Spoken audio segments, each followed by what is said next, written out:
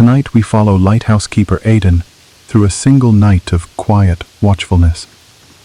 From the arrival of twilight to the hush of dawn, you'll experience the meditative beauty of the lighthouse keeper's life, filled with gentle rituals, soft light, and the distant murmur of the sea. Whether you're a history lover, an insomniac, or simply seeking a relaxing ambiance, Night Watch is an invitation to slow down and breathe. Before you get comfortable and relaxed, take a few minutes to like and subscribe to this channel. Also, comment where you're listening from and what time is it. Now let's dive into the Night Watch, a lighthouse keeper's routine. In the west of Ireland, where the Atlantic winds whisper across time-worn stones, there stands an old lighthouse. Its tower rises from the rocky cliffside like a finger extended toward the stars. Stoic, still, and ever watching. It is the year 1876, and as the last sliver of sunlight withdraws beyond the sea's rim, the keeper begins his quiet work. His name is Aidan. He is 53, quiet by nature, with weathered hands and a back that creaks like the spiral staircase he climbs each evening. He has lived alone in this lighthouse for over 10 years, longer than most would care to spend with only gulls and fog for company. But Aidan is not most men. He finds peace in the repetition, in the rhythm of the sea, in the silence. Each night begins the same. As the sun lowers and dusk stretches its lavender fingers across the sky, Aidan pulls on his thick woolen coat. The coat is worn at the elbows, patched and mended several times over. It smells faintly of salt, old oil, and pipe tobacco, comforting sense of a long-kept routine. He lights a small oil lamp from the kitchen wall, its wick already trimmed. The reservoir topped just an hour before. He lifts it carefully by its handle, shielding the gentle flame from any sudden draft. The hallway is dark now, narrow and cool, the stone walls retaining the chill of the sea air outside. The walk to the spiral staircase is short, but deliberate. Outside, the evening fog begins its crawl. It hugs the cliff face, brushing the grassy tufts and creeping around the outer base of the tower like a curious visitor. The cries of seabirds grow more distant as night claims the sky. Aidan begins his ascent. The stairs are hewn from solid stone, curved tightly within the tower's center.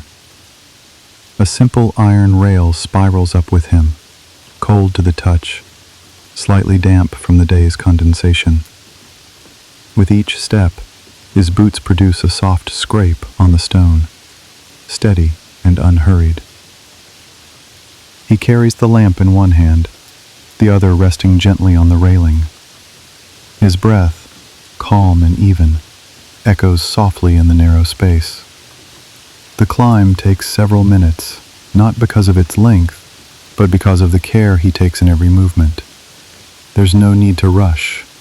The sea does not rush, neither does the night. When Aidan reaches the top, the stairwell opens into the lantern room. The space is circular, walled with thick glass panes, each slightly clouded from salt residue and time. The great lantern, a complex assembly of polished brass and crystal prisms, sits at the room's center. Even now, unlit, it commands quiet reverence. Aidan sets the lamp down on a shelf by the wall and moves toward the mechanism. He opens the small iron door that guards the wick, its hinges groaning softly, like an old friend murmuring hello. He inspects the flame chamber, ensuring no soot has built up along the vent holes. The wick has been trimmed and oiled. The great lens above it waits in stillness, a beautiful thing, with its concentric circles of cut glass, glinting faintly even in the dim lamplight. He reaches for the crank wheel. Its rim is smooth from years of use. He turns it slowly, feeling the subtle resistance of the gears. Somewhere, deep inside the housing, the weight that powers the rotation system begins to move. A silent shift of iron against iron. The lens assembly is ready to turn once the flame is lit. He lights the main lamp. It flares briefly, then steadies, a warm golden core illuminating the prisms from within. The room begins to glow with a soft radiance, not harsh, not blinding, but steady and alive. Outside, the light begins to flash across the fog, casting its slow pulse into the dusk. Aidan steps back, hands behind his back, and watches. There is a rhythm here, in the slow revolutions of the lens, in the quiet hum of the gears as they click forward, in the sigh of the sea outside the thick glass.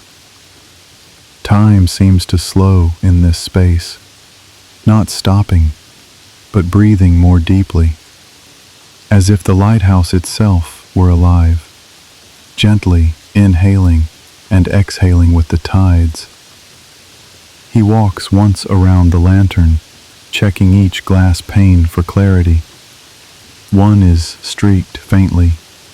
Perhaps a gull's wing left residue earlier that day. He makes a note to clean it after the morning shift. Not now. Now is for quiet. The shelf beside him holds a thick, leather-bound logbook. He opens it carefully, flattening the creased pages with practiced fingers. The handwriting is small and neat, each line dated, weather recorded, flame height noted. He selects a stubby pencil and writes, April 14th, 1876. Flame lit at 19:52. Wind west and west. Light breeze. Fog beginning at low cliff line.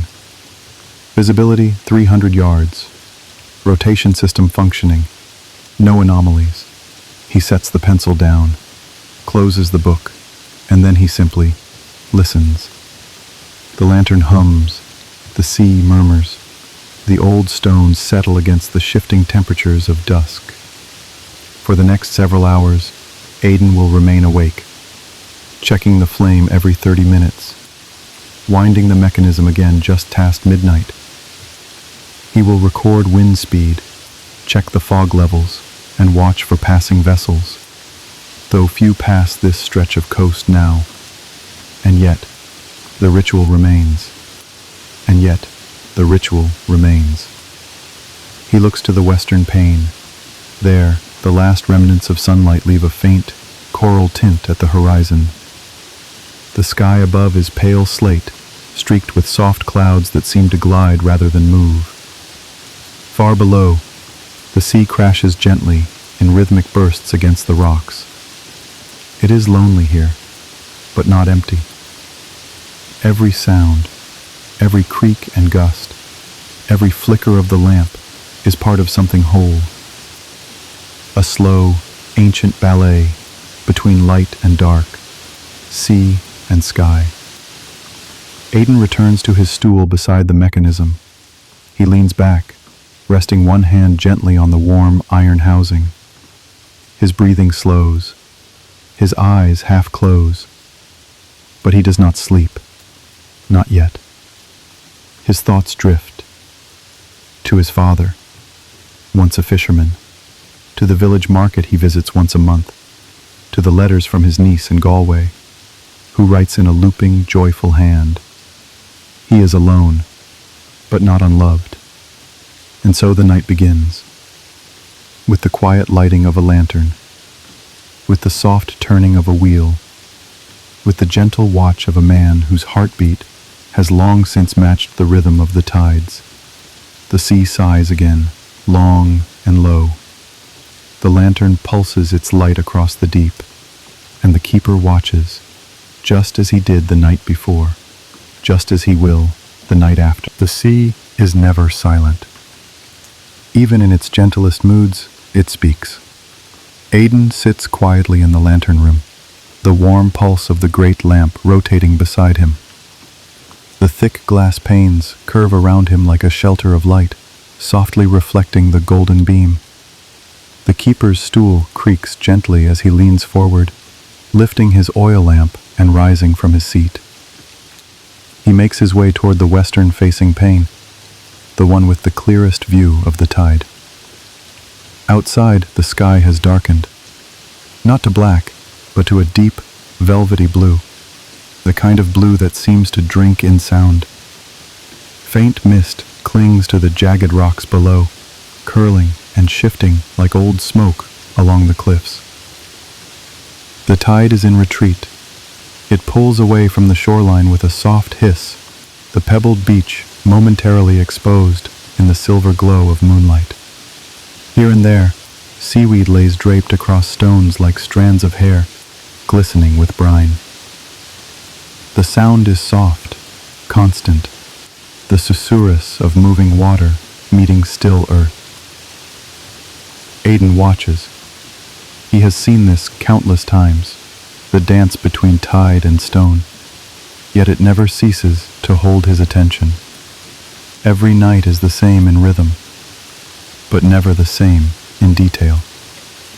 A wave crashes slightly earlier. The mist lingers longer. A gull cries once instead of twice.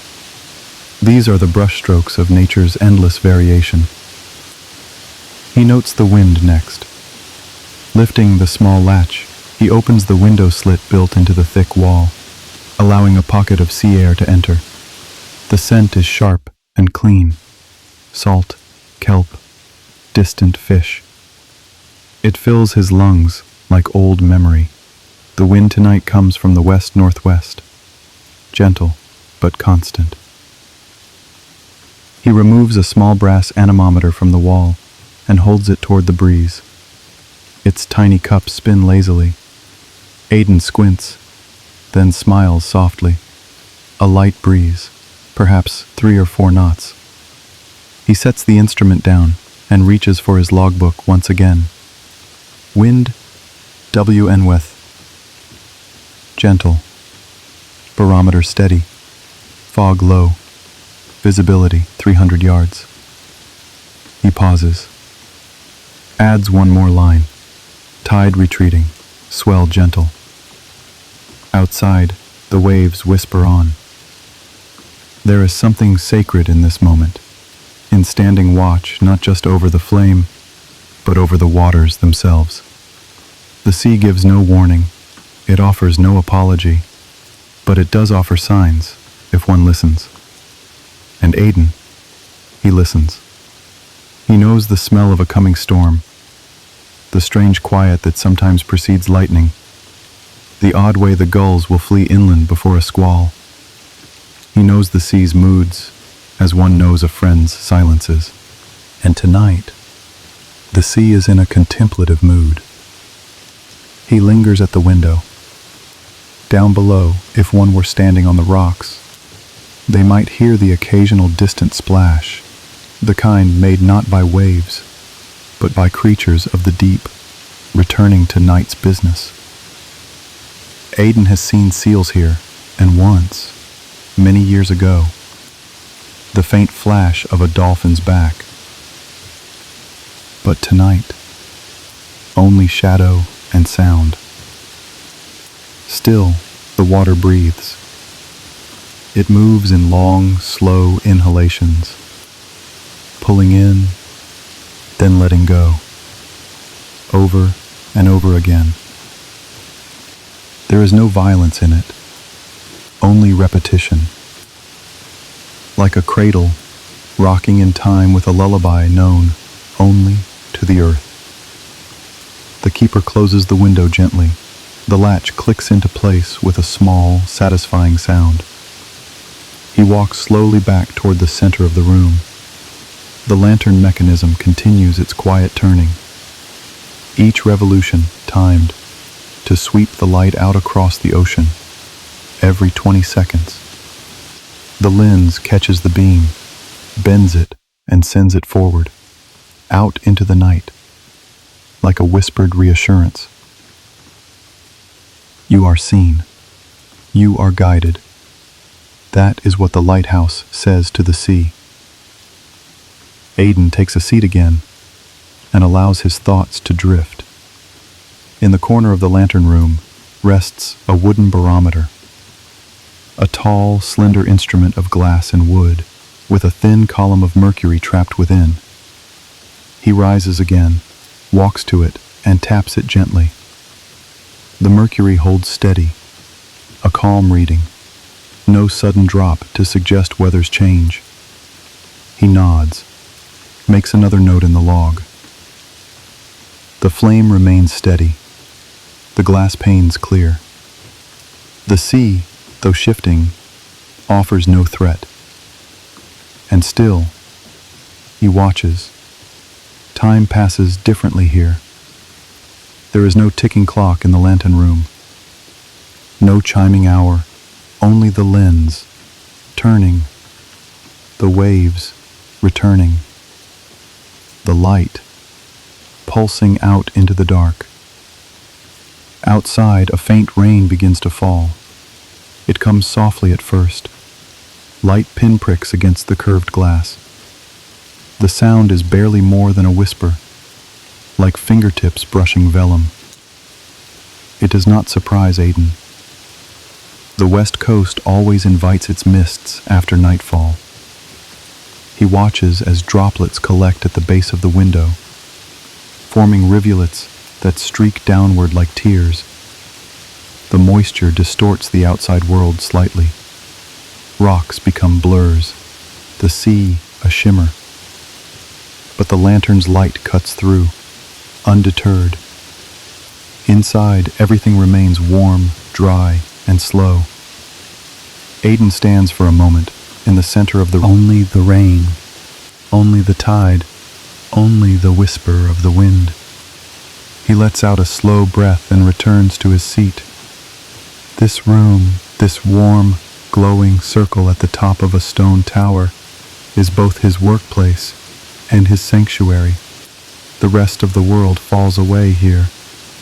There are no politics, no debts, no crowds or bells, only the steady company of weather and waves. He remembers a poem his mother used to read when he was small, seated near the hearth in their old thatch-roofed cottage. The sea has hands of water, the sea has feet of foam. It sings its slowest lullaby when calling sailors home. It hums through his memory now, in time with the hush of the tide below. Calling sailors home. He imagines a small fishing boat out there, low to the water, sails furled, bobbing gently in the swell. Its captain sees the flash of the lantern, even through the rain. He knows the coastline is near, knows he is not lost. That is why Aidan keeps watch, not for applause, not for thanks, but for that quiet moment when light finds a traveler in the dark. And so the keeper sits. Rain taps its rhythm. The sea breathes. The wind continues its slow song along the stone walls. There is no urgency here. Only night. Only water. Only light. There are places in the world where silence has a sound.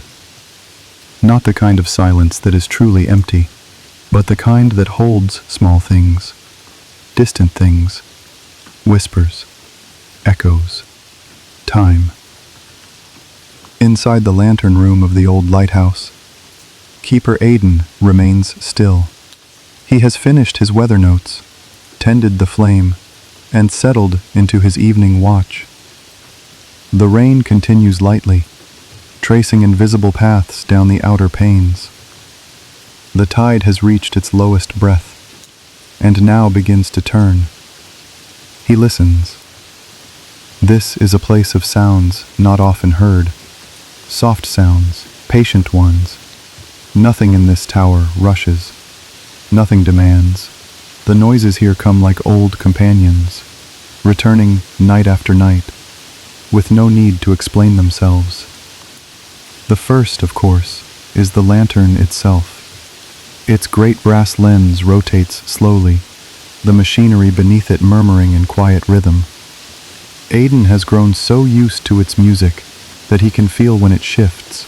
The click of the turning gear every few seconds is subtle, like a heartbeat buried beneath the stone floor. Click, click, click. The keeper's breathing rises and falls in time with it, like a gentle tide in his chest. He does not speak. No one does. The lighthouse is not a place for words, only presence. Beyond the walls, the sea adds its voice. It speaks in a slow cadence, never quite repeating. The sound travels upward, curving around the tower's base, and slipping through small cracks in the glass. It wraps around Aidan's ears like a shawl of memory. He remembers being 5 years old, sleeping in a tiny bedroom under a sloped roof, his window open just a little so he could hear the sea at night. His mother always said it helped children sleep, that the ocean knew how to carry dreams. He believes her still. The rain taps gently at the windows. It's a different rhythm, more like a quiet drumming. No two droplets fall in quite the same place. The variation is soft but endless. It reminds him of the sound of his mother's knitting needles, precise, consistent, but never mechanical. A human rhythm, a rhythm of care. Tap, tap, tap, tap, tap. A gust of wind brushes past the tower, and the rain angle shifts slightly, sweeping across the eastern pane in long, sweeping strokes. It makes the lantern room feel even more enclosed, a warm shell of firelight in the middle of night's weather.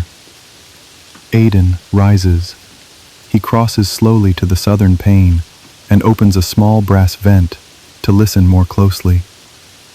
The wind has changed direction just slightly, a half-step shift now from the west.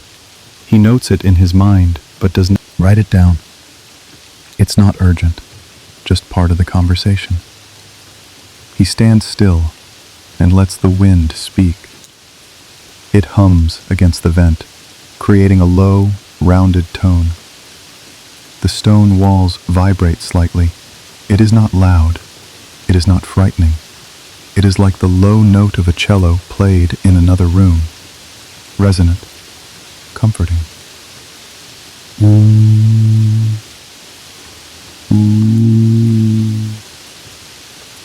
Sometimes, Aidan finds notes in the wind. Tonight, it sings in D. He smiles faintly, then closes the vent and returns to his chair. The light continues to rotate. The sea continues to murmur. The rain taps. The wind hums. And then, another sound. Not mechanical, not natural. A faint creak from the stairwell below. He does not startle. He knows this sound well. The lighthouse breathes just like the sea. The stone contracts ever so slightly with the cool night air. The old wooden beams, warmed by lamplight, flex gently as the temperature shifts. The creak is not a warning. It's a reminder. This tower lives. He hears it once more, the long, soft bowing of old timber against stone, as if the building were stretching in its sleep. Creak. Aidan does not move. He simply lets it happen. He is used to the way time settles here. He reaches down to his pocket and removes a small, round object. It is a pocket watch, brass, slightly tarnished, and older than most of the children in the nearest village. The watch no longer keeps perfect time, but that's never been the point. He opens it. Inside, the softest ticking. The kind of ticking that doesn't demand attention, but rewards it. Tick, tick, tick. He holds it near his ear for a moment, and then sets it gently on the table beside the lantern's base. It joins the chorus. 5 sounds now. The lantern's rotating gears, the sighing sea, the rain on glass, the wind through vents, the slow tick of time, all layered, all distinct, all part of this sacred watch. And then a 6th. A gull. Far off, beyond the mist, a gull cries once. Not the shrieking cry of a scavenger at dawn, but the soft, puzzled call of one left alone. It is barely audible. Just a question sent into the dark. Eee. Aidan answers with silence, not out of rudeness, but respect. Some sounds are meant to remain unanswered. Its lantern beam slides slowly around the walls, catching edges, illuminating the gleam of old tools, the worn spine of the logbook, the faded paint on the floorboards. This room is a chamber of sound, not loud, never loud, but full. Full of texture, full of subtlety, full of reminders that even in stillness, the world turns, the waves breathe, the light shines. He remembers what an old keeper once told him, many years ago. It's not the silence that keeps you company. It's the things just quiet enough to miss if you aren't listening. He understands that now. His eyes begin to drift toward sleep, not from weariness, but from peace. The kind of peace found only in places like this. Places where every sound is kind, but he will not sleep yet. He winds the mechanism again, slowly, gently. The weight inside descends, the gears click softly, the lens resumes its dance, the light flashes across the sea. Click, whir, hush. Outside, the night deepens. The fog remains thick over the cliffs. The rain has slowed to a whisper. The keeper listens. The soundscape holds him. The sea, the rain, the wind, the light, the tower. And somewhere beyond it all, the world waits for morning. There is something to be said about the act of tending, of caring for things that others forget. Aidan stands in the heart of the lantern room, the warmth of the firelight pooling around his feet. The light is steady, casting golden reflections on the walls of smooth stone. It's a quiet kind of light, the kind that lingers, that does not flicker or hasten. It is the same warmth that he carries with him as he moves around the room, his presence as constant as the glow from the great lens. The night has deepened, and now, just as the tides shift, so does the keeper's rhythm. The lantern needs tending. Aidan approaches the brass mechanism with careful hands, the same hands that have, night after night, adjusted the gears, wound the clockwork, and ensured the light continues to turn. It is a simple task, really, a routine, but one that he knows is essential.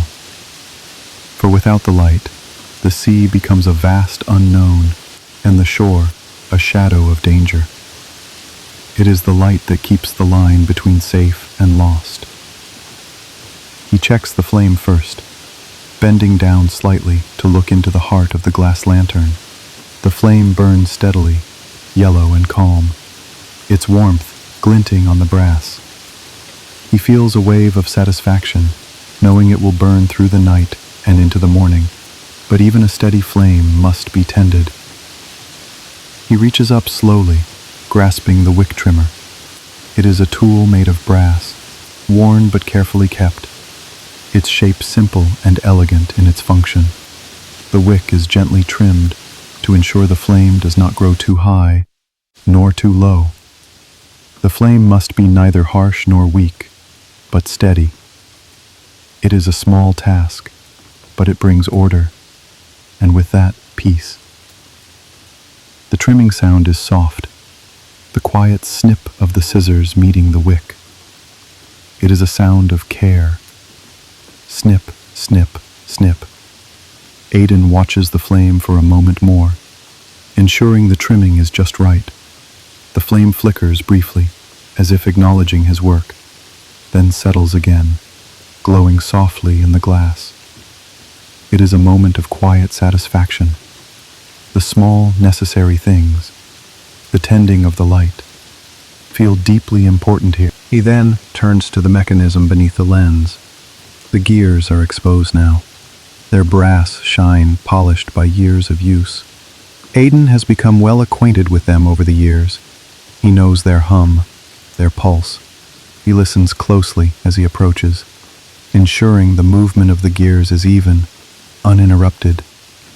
He places his hands gently on the wheel and turns it slightly, adjusting the tension just enough to keep the lens turning without strain. Click, click, click. The lens begins to move again, its slow, deliberate rotation sweeping the light across the sea once more. Each click, each turn, is like the heartbeat of the tower, regular, rhythmic, and steady. He steps back, letting the mechanism do its work. The light will not falter, not tonight, but the work is not done yet. Aidan moves around the room, pausing at each of the small tasks that make up his evening ritual. He checks the oil levels in the lantern, the small brass canisters tucked beneath the wooden shelf. He inspects the glass panels of the lantern, ensuring there are no smudges or dust. Even the smallest imperfection could distort the beam. The glass is always clean, always clear. The ocean must see the light as clearly as possible. He pauses at the north-facing window, looking out into the mist. The sea beyond is a blanket of darkness, broken only by the occasional flash of the lantern beam. But even in the dark, the waves can be heard, the soft, endless crash against the rocks. It is a sound that never grows old, no matter how many years pass. Aidan lingers at the window for a moment, feeling the weight of the night around him, and then he returns to his task. There is always something more to be done here. Tonight, it is the cleaning of the chimney. He opens the small door to the chimney, and the cold air rushes in, bringing with it the scent of salt and seaweed. It is a refreshing change from the warm, musty air inside the room. Aidan retrieves his tools, a long, slender brush with bristles stiff from years of use. He fits it into the chimney, feeling the resistance as he pushes it upward. The brush scrapes gently along the stone, cleaning the soot and dust that have accumulated over time. The sound of the brush against the chimney is gentle, almost soothing. It is the sound of care, of preservation. Aidan moves slowly, methodically, ensuring each stroke reaches its mark. The work is repetitive, but not without purpose. Each sweep is an act of renewal. Scrape, scrape, scrape. He pulls the brush free and wipes it clean before replacing it in the wooden rack. The chimney is now clear, the air inside fresher. The tower is ready for another night. Aidan steps back, taking in the room once more. The lantern continues to rotate, its light steady and bright. The walls are warm with the glow, the stone softened by years of care. The air smells faintly of oil, of salt, and of the ocean. And in the distance, the waves continue their eternal conversation with the shore. Aidan settles back into his chair, the small stool that has been his companion for many years. He lets his hands rest in his lap, and for a moment, he simply listens. The sound of the light turning, the rain still tapping against the windows, the occasional creak from the tower's old bones. In these moments, the keeper is content.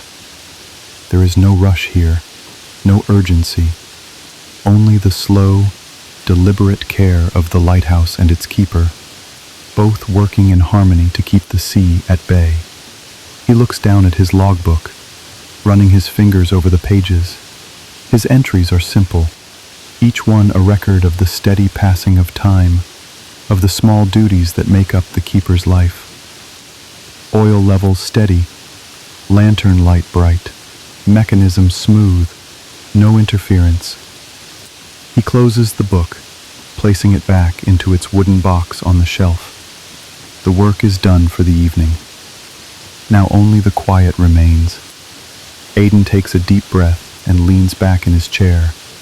The lamp beside him flickers once and then steadies. Outside, the sea's voice is steady too. The night has its own rhythm, its own pulse. And here, in this room, in the light of the lantern, Aidan knows that this rhythm will continue. The sea, the light, and the lighthouse, they will endure. And so, for a moment, Aidan closes his eyes, listening to the soundscape of his life, the sounds of the tower, the sounds of the sea, the sounds of a life lived with care. And in this, he finds peace. There is a moment, just before dawn, when the world forgets to breathe. The tide rests, the wind softens, and even the sea, so ancient, so eternal, becomes still. Inside the lantern room, Keeper Aidan feels that stillness settle around him like a blanket. It is not silence, not entirely. The gentle rhythms continue, the clockwork hum of the rotating lens, the last soft tap of rain against the glass, the faint breath of the sea below. But they seem softer now, smaller, hushed, as if the world itself is pausing, waiting. Aidan remains in his chair. His lantern watch has passed through the heart of night. He has trimmed the wick, adjusted the gears, cleaned the glass, logged the wind and tide. He has done all that can be done, and now all that remains is to witness the return of the light. Outside, the sky has begun its slow unraveling. Not yet sunrise, but no longer night. First comes the gray, that soft, undemanding gray that brushes the edges of the clouds and lifts the weight of darkness from the horizon. It is the kind of light that feels like a secret, like the world is beginning to stir, but hasn't yet remembered it must wake.